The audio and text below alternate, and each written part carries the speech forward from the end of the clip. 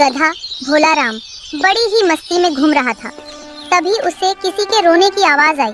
भोला राम आवाज को सुनकर दंग रह गया और सोच में पड़ गया। तभी अचानक से उसे एक छोटा सा हिरन लाली रोता हुआ दिखाई दिया। अरे ये तो एक हिरन का बच्चा है, लेकिन ये रो क्यों रहा है? ये तो बेचारा अकेला बैठा हुआ है। पता नहीं इसके माता पिता कहाँ गए होंगे। आजकल के जमाने में ये कैसे से माता पिता हो गए हैं जो इतने खतरनाक जंगल में अपने बच्चे को अकेला छोड़कर घूमने निकल जाते हैं। अगर वो खतरनाक तेंदुआ यहाँ आ गया तो बेचारे का शिकार कर लेगा। चलो उसी के पास जाकर पता करता हूँ कि उसके माता पिता कहाँ हैं। फिर भोला राम छोटे हिरन के पास गया। अरे बेटा, क्या हुआ तुम्हें और यहाँ क्या कर रहे हो? क्या तुम्हें अकेले डर नहीं लगता है? ये जंगल खतरनाक जानवरों से भरा पड़ा है। यहाँ इतना खतरनाक तेंदुआ रहता है जो 1 मिनट में तुम्हारा शिकार कर लेगा और तुम्हें पता भी नहीं चलेगा। कैसे माता पिता है तुम्हारे, ऐसे जंगल में तुम्हें अकेले छोड़ गए? अरे अंकल जी, आप चुप हो जाइए। आपको मेरे माता पिता के बारे में भला बुरा बोलने का कोई हक नहीं है। आप जानते ही क्या हो मेरे माता पिता के बारे में? वो बहुत ही अच्छे हैं, उनके जैसा कोई नहीं है। अरे बेटा, गुस्सा मत करो, मेरी बात का बुरा मत मानो। मैं तो तुम्हें रोता देख परेशान हो गया था, लेकिन जब तक तुम मुझे अपने बारे में बता नहीं देते मुझे कैसे पता चलेगा? मैं कैसे तुम्हारी मदद करूंगा? मुझे अपने बारे में कुछ तो बताओ, तुम क्यों रो रहे हो? मैं तो नदी के उस पार वाले जंगल में रहता था। मेरे माता पिता हम साथ में घर पर थे। तभी अचानक से एक शेर ने हमारे घर पर हमला कर दिया और उस हमले में उसने मेरे माता पिता का शिकार कर लिया। हमारे घर में एक कुल्हाड़ी रखी थी, तो मेरे पिताजी ने भी उस कुल्हाड़ी से शेर पर हमला किया, जिससे उसका एक पैर कट गया था। तभी मैं वहाँ से भाग गया था और शेर का पैर कटा होने के कारण वो मेरा पीछा नहीं कर सका और मैं बच गया। मैं तो अपनी माँ बाबा की याद में यहाँ रो रहा था। अच्छा ठीक है बेटा, मैंने तुम्हारे माता पिता को बहुत उल्टा सीधा बोला है, उसके लिए मुझे माफ कर देना। मुझे पता नहीं था। अब तुम्हें टेंशन लेने की कोई जरूरत नहीं है। बेटा, अब से तुम मेरे साथ रहोगे। चलो बेटा, हम घर चलते हैं। छोटे हिरन और भोला राम की बातें एक लोमड़ी रिंकी चुपके से सुन रही थी। अरे यार, आज तो मैं थोड़ी सी लेट हो गई, वरना आज तो मुझे इस हिरन के बच्चे का शिकार करने के लिए मिल जाता। लेकिन क्या करूं, इसका शिकार करने का मन तो बहुत कर रहा है, लेकिन वो गधा मुझे इसका शिकार नहीं करने देगा। मुझे बिल्कुल भी रिस्क नहीं लेना है। चलो अब घर चलती हूँ, कभी ना कभी तो ये अकेले मिलेगा ही। फिर रिंकी लोमड़ी अपने घर चली गई, लेकिन उसके मन से तो छोटे हिरन का ख्याल जा ही नहीं रहा था। वो तो बस उसका शिकार करने के लिए ही सोच रही थी। तभी रिंकी ने एक योजना बनाई और योजना के अनुसार छोटे हिरन के पास पहुंच गई। नमस्ते गधेराज, क्या कर रहे हो? काफी समय से मिले नहीं थे, सोचा घर आकर ही आपसे मिल लूंगी। अरे चतुर लोमड़ी, मैं तुझे अच्छे से जानता हूँ। तुम यहाँ मेरा हालचाल पूछने नहीं आई हो, जरूर किसी न किसी मकसद से यहाँ आई हो। अब बता भी दो, क्या काम है तुम्हें मुझसे? अरे गधेराज, मैं तो बस यही बताने आई थी कि एक लंगड़ा शेर इस जंगल में घूम रहा है और वो एक छोटे से हिरन का पता पूछ रहा था, और वो छोटा हिरन तो तुम्हारे पास है। तो अगर तुम अपनी जान की सलामती चाहते हो तो इस छोटे से बच्चे को मेरे साथ भेज दो, वरना मैं उस लंगड़े शेर को तुम्हारे घर का पता बता दूंगी, जिससे तुम्हारी जान को भी खतरा हो सकता है। अब देख लो तुम्हें क्या करना है। हाँ बता दो, मैं किसी शेर वेर से नहीं डरता हूँ। हाँ लोमड़ी, मैं तुम्हारे साथ जाने के लिए तैयार हूँ। मुझे नहीं रहना इस गरीब गधे के साथ। मैं इसके साथ गरीबी की जिंदगी नहीं जीना चाहता हूँ। इसके पास ना अच्छा खाने के लिए होता है, ना इसके पास अच्छा पीने के लिए होता है। मुझे नहीं रहना इसके साथ। चलो तुम मुझे लेकर चलो अपने साथ। छोटे हिरन की ऐसी बात सुनकर बोलाराम को बहुत ही दुख हुआ और रिंकी लोमड़ी छोटे हिरन को अपने साथ ले गई।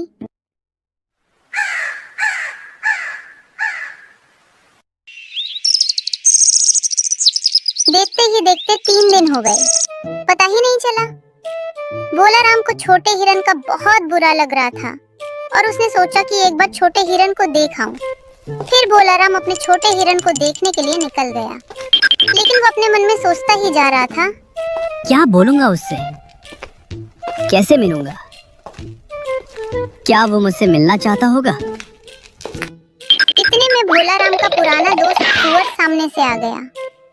अरे गधे बोलाराम भाई, कहाँ जा रहे हो इतनी जल्दी में? जरा मुझे भी तो बताओ। तुम तो यार बहुत दिनों में मिले हो, कभी दिखते ही नहीं हो। जंगल में कहाँ घूमते रहते हो? फिर भोलाराम ने सुअर को सारी बातें बताई, तो सुअर को भी भोलाराम की बात सुनकर बहुत दुख हुआ। अरे बाप रे भाई, आजकल का जमाना तो बहुत ही खराब हो गया है। आजकल के बच्चे तो सगे माता पिता के नहीं होते हैं। आजकल के बच्चे तो अपने माता पिता को अकेला छोड़कर चले जाते हैं और बूढ़े माता पिता को अपने साथ नहीं रखते हैं। तुम्हारा तो फिर भी कोई रिश्ता नहीं है। अरे भाई, ये जमाना बहुत ही खराब है। किसी को कितना भी प्यार कर लो, कितना भी उसके साथ रह लो, लेकिन अंत में सब छोड़कर चले जाते हैं। तुम टेंशन मत लो भाई, उसे चले जाने दो। वो कौन सा तुम्हारा सगा था? अरे अरे भाई, ऐसा मत बोलो। मेरे लिए तो वो सगे से भी बढ़कर है। तुम्हें पता नहीं मैं उससे कितना प्यार करता हूँ, लेकिन वो तो बहुत मतलबी निकला। भाई, वो चले गया तो उसे चले जाने दो। मुझे उससे कोई दिक्कत नहीं है। मैं तो बस उसे एक बार देखना चाहता हूँ। बस एक बार दूर से ही उसे देखा हूँ कि वो किस हाल में है। मैं कोई उसे अपने पास बुलाना नहीं चाह रहा हूँ। जब वो मेरे साथ रहना ही नहीं चाहता है तो बुलाने का क्या फायदा। वैसे भी मैं तो गरीब हूँ और वो गरीबी में नहीं रहना चाहता है। ठीक है भाई, अगर तुम नहीं मान रहे हो तो चले जाओ, लेकिन वहाँ अपनी सुरक्षा से जाना। वहाँ वो खतरनाक लोमड़ी होगी, उससे बचकर रहना। वो बहुत चतुर है, वो बड़े बड़े जानवरों का शिकार कर लेती है। तुम तो उसके सामने कुछ भी नहीं हो। अगर तुम कहो तो मैं तुम्हारे साथ चलूं? नहीं सुअर भाई, बहुत बहुत धन्यवाद, लेकिन मैं अकेले ही जाना चाहता हूँ, क्योंकि मैं उससे अकेले में मिलना चाहता हूँ और मैं उसके साथ अपना दुख दर्द बांटना चाहता हूँ। मैं आखिरी बार उससे मिलने जा रहा हूँ। उसके बाद वो तेंदुआ भी मेरा शिकार कर ले तो कोई बात नहीं। वैसे भी मेरी तो जिंदगी सिर्फ कट ही रही है, जीने का तो कोई मकसद है ही नहीं। मेरी जिंदगी में आने के लिए तुम्हारा धन्यवाद भाई। फिर भोलाराम वहाँ से चला जाता है और रिंकी लोमड़ी की गुफा के पास जाने लगता है। तभी उसके रास्ते में अचानक से खतरनाक तेंदुआ आ जाता है। अरे वाह, आज तो बड़ा ही मोटा शिकार हाथ लगा है।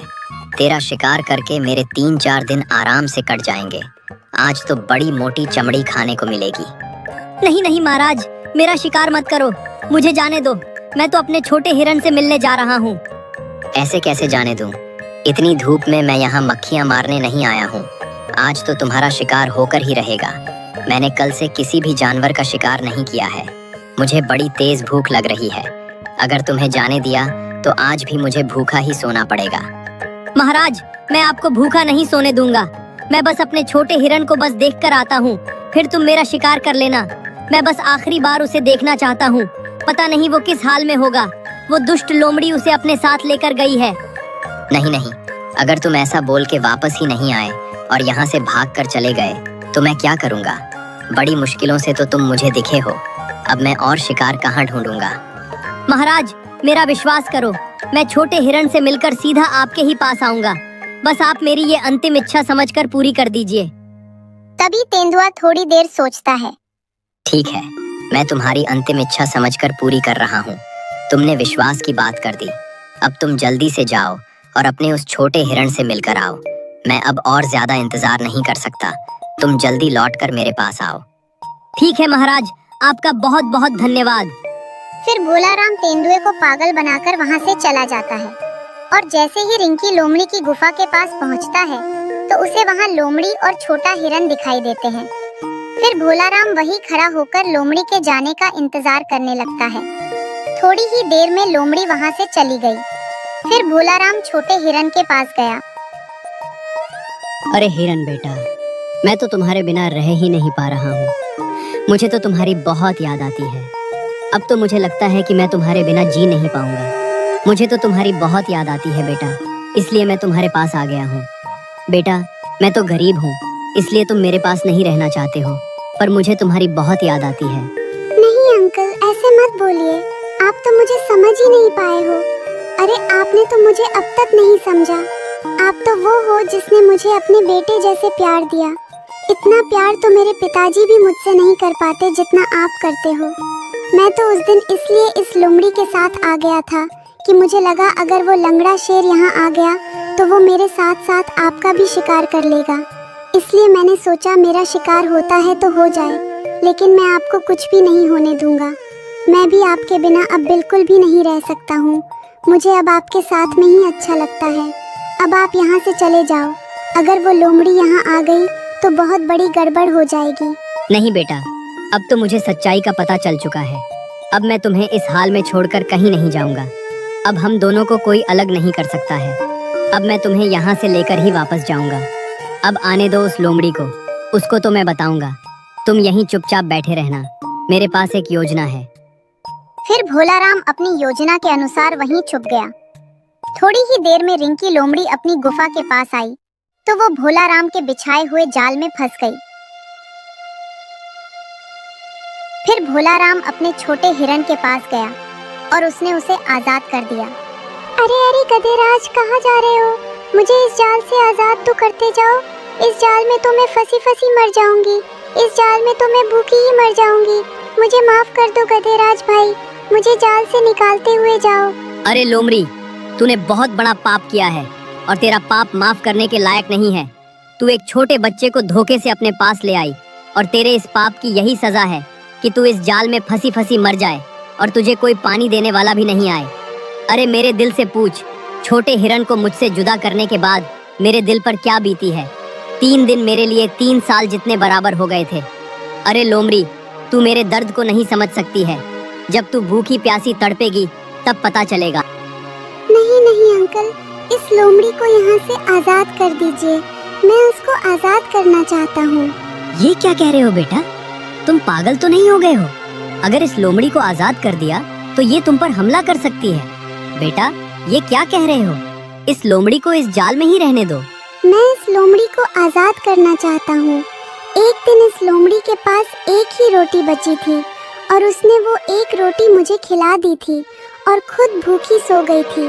मैं उस कर्ज को मिटाना चाहता हूँ। अगर ये भूखी प्यासी मर जाएगी तो मैं अपने आप को कभी माफ नहीं कर पाऊंगा और मैं उस कर्ज में नहीं रहना चाहता हूँ। इसलिए अंकल, इसे आजाद कर दीजिए। फिर भोलाराम ने छोटे हिरन के कहने पर रिंकी लोमड़ी को आजाद कर दिया।